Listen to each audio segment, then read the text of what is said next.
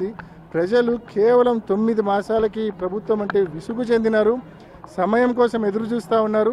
సమయం వచ్చినప్పుడు వీళ్ళకు దిమ్మ తిరిగే గుణపాఠం తప్పకుండా చెప్తారు.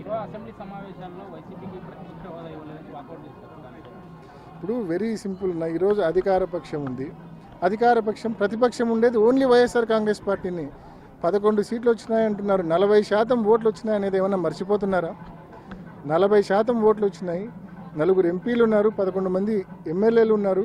నిజంగా ఈ ప్రభుత్వానికి దమ్ము ఉంటే, ధైర్యం ఉంటే, ఈ ప్రభుత్వానికి ప్రజల గొంతు వినే ఉద్దేశం ఉంటే, నిజంగా నిజాయితీతో ప్రజల గొంతు వినే ఉద్దేశం ఉంటే వైఎస్ఆర్ కాంగ్రెస్ పార్టీకి ప్రతిపక్ష హోదా ఇవ్వాలా.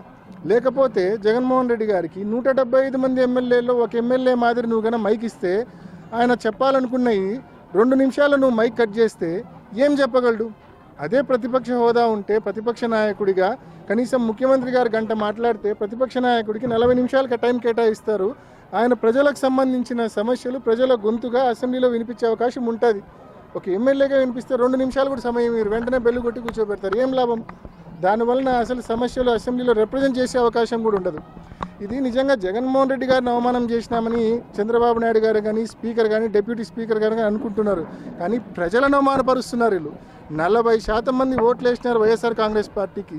ప్రజలు గొంతుగా వైఎస్ఆర్ కాంగ్రెస్ పార్టీ పనిచేస్తూ ఉందని చెప్పి వాళ్ళు భయపడి ప్రజలు మనకు ప్రతిపక్ష హోదా ఇవ్వడం లేదు. సో వీళ్ళు బేసికల్గా జగన్మోహన్ రెడ్డి గారిని కాదు అవమానం గురి చేసేది, ప్రజలను అవమానిస్తూ ఉన్నారు ఈ కూటమి ప్రభుత్వము, ఈ స్పీకరు, ఈ డిప్యూటీ స్పీకరు.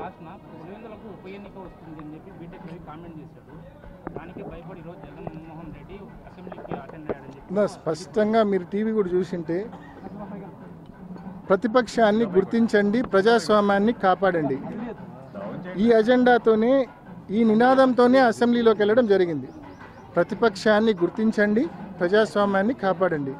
మనమల్లా కోరేది ప్రతిపక్షాన్ని గుర్తించి ప్రతిపక్ష హోదా ఇమ్మని చెప్పి అడుగుతూ ఉన్నాం. ఇస్తే అసెంబ్లీకి జగన్మోహన్ రెడ్డి గారు ప్రతిపక్ష నాయకుడిగా పోతే వీళ్ళకి ఏ రకంగా సినిమా కనిపిస్తుందో అందరికీ తెలుసు. వీళ్ళకి ఏ రకంగా, ఎందుకంటే ఒక్క హామీ అమలు చేయలే. ఆయన మొదలు పెడితే ఇంకా వీళ్ళు సమాధానం చెప్పాల్సి వస్తుంది. వీళ్ళ దగ్గర సమాధానం ఉంటే కదా, అసలు ఆన్సర్ ఉంటే కదా వీళ్ళ దగ్గర. కేవలం అవి తప్పించుకోవడం కోసం ప్రతిపక్ష హోదా ఇవ్వకుండా ఈ మాదిరి బిహేవ్ చేస్తూ ఉన్నారు. అంతేకాకుండా నిజంగా ఉప ఎన్నిక అంతగా ముచ్చటపడితే ఇంత భయంకరమైన కూటమి గాలిలో కూడా 65,000 ఓట్ల తేడాతో ఆయన రవి అనే వ్యక్తి ఓడిపోయినాడు. ఇంత భయంకరమైన కూటమి గాలిలో ఈ 9 నెలల్లో ఇలా పరిపాలన చూసినాక ఈరోజు నిజంగా అంత ముచ్చట ఉంటే, అంత నిజంగా అంత కోరుకునేట్టుకుంటే పులివెందుల కావచ్చు, లేకుంటే కుప్పం కావచ్చు, మంగళగిరి కావచ్చు, పిఠాపురం కావచ్చు, 4 చేద్దాం. పట్టండి, 4 చేద్దాం, చూసుకుందాం, 4 చేద్దాము. 4 ఈ 9 నెలల ఈ ప్రభుత్వ పాలనకు రెఫరెండంగా, సూపర్ 6 అమలుకు రెఫరెండంగా ఎన్నికలని చెప్పి ప్రకటిద్దాం 4 నియోజకవర్గాల్లో. చూస్తాం మరి ప్రజలు ఏం తెలియజేస్తారు.